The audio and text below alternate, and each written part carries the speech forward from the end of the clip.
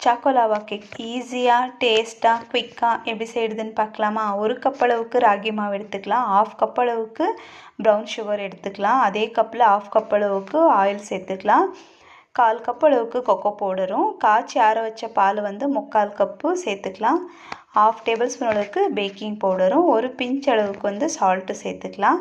1/2 table spoon அளவுக்கு vanilla essence சேர்த்துட்டு வாசனைக்காக கொஞ்சமாக சேர்த்துக்கலாம். கட்டி இல்லாமல் எல்லாமே கரைச்சி எடுத்துக்கலாம். இந்த பக்குவத்துக்கு வர வரைக்கும் நம்ம கரைச்சி எடுத்துக்கலாம். நம்ம வீட்டில் எந்த சாக்லேட்ஸ் இருக்கோ அதை எடுத்துக்கலாம், இல்லை டார்க் சாக்லேட் கூட எடுத்துக்கலாம்.